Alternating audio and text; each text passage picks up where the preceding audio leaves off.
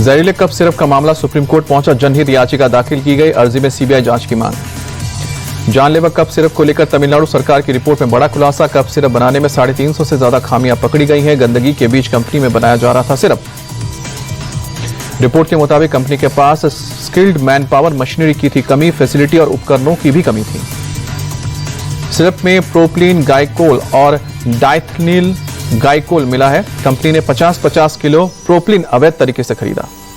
चुनावी तारीखों के ऐलान के साथ बिहार में आदर्श आचार संहिता लागू। पटना में प्रशासन ने सार्वजनिक स्थानों से राजनीतिक पोस्टर हटाए। दिल्ली में चिराग पासवान के घर पहुंचे धर्मेंद्र प्रधान। सीट शेयरिंग को लेकर पेच फंसे होने की खबर। मंथन करके समझौता करने की कोशिश। बीजेपी प्रभारी विनोद तावड़े भी मौजूद। सीट शेयरिंग को लेकर उप मुख्यमंत्री विजय कुमार सिन्हा बोले, अनुभवी और सुलझे हुए लोग हैं, कहीं कोई झंझट नहीं है। महागठबंधन में सीट शेयरिंग में फंसा है पेंच। कांग्रेस पर रही है 78 सीट की डिमांड। कांग्रेस को 48 सीट देने के लिए आरजेडी तैयार।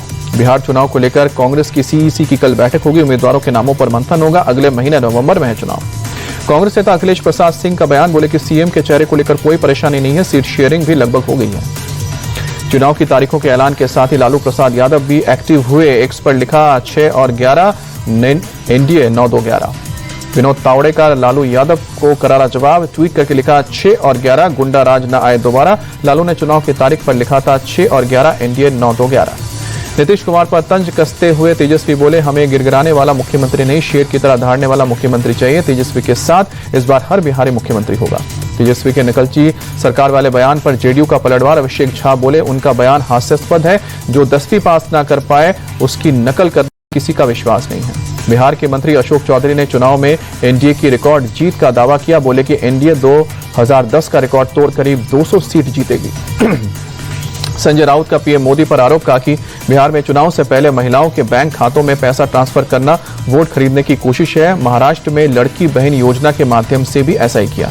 दरभंगा की रैली में ओवैसी का बड़ा बयान, बिहार में सभी जाति ने अपना नेता बनाया है, सिर्फ बिहार में मुसलमानों ने अपना नेता नहीं बनाया।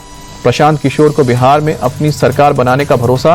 बोले कि पिछली बार दोनों गठबंधन को 72 वोट मिले थे। 28% बहुत बड़ा वर्ग जनसुराज को वोट देगा। बीजेपी के टिकट से चुनाव लड़ सकती है लोक गायिका मैथिली ठाकुर। मधुबनी की बेनीपट्टी सीट से चुनाव लड़ने की तैयारी। बीजेपी के प्रभारी विनोद तावड़े से मुलाकात की।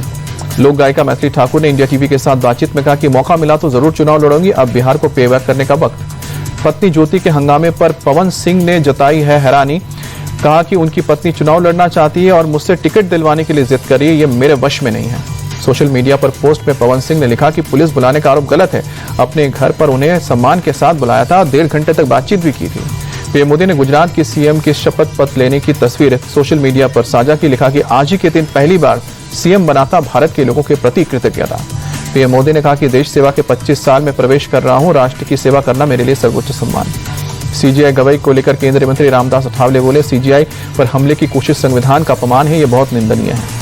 रायबरेली में दलित युवक की निर्मम हत्या पर सांसद राहुल गांधी का ट्वीट, कहा कि यह मर्डर इंसानियत, संविधान और न्याय की हत्या है। राहुल गांधी बोले, भारत में दलित, पिछड़ों और आदिवासी को निशाना बनाया जा रहा है। देश में नफरत, हिंसा और भीड़ तंत्र को सत्ता का संरक्षण है।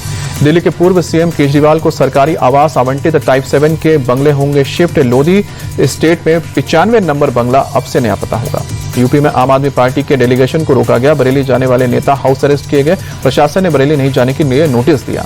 बरेली में तौकीर रजा के करीबियों पर कार्रवाई जारी। सपा के पूर्व पार्षद वाजिद बेग का बारात घर सील। सपा के पार्षद का इलेक्ट्रिक स्कूटर शोरूम भी प्रशासन ने सील किया। कांग्रेस पार्षद के कार गैराज भी सील। ओडिशा के ब्रह्मपुर में बीजेपी नेता पितबास पंडा की हत्या। अज्ञात हमलावरों ने गोली मारकर हत्या की। इलाके में मचा हड़कंप, आरोपियों की तलाश कर रही है पुलिस। उत्तराखंड में मदरसा बोर्ड होगा खत्म। अल्पसंख्यक शिक्षा विधेयक को राज्यपाल की मंजूरी, ऐसा करने वाला पहला राज्य। दार्जिलिंग में बारिश और लैंडस्लाइड से मृतकों की संख्या बढ़कर 28 तक पहुंची। कई मकान ध्वस्त हुए। एनएचएफ को भारी नुकसान पहुंचा। भारी बारिश और बर्फबारी के चलते जम्मू श्रीनगर हाईवे बंद। NH 44 पर ट्रैफिक बुरी तरह से बाधित, गाड़ियों की लंबी कतार लगी।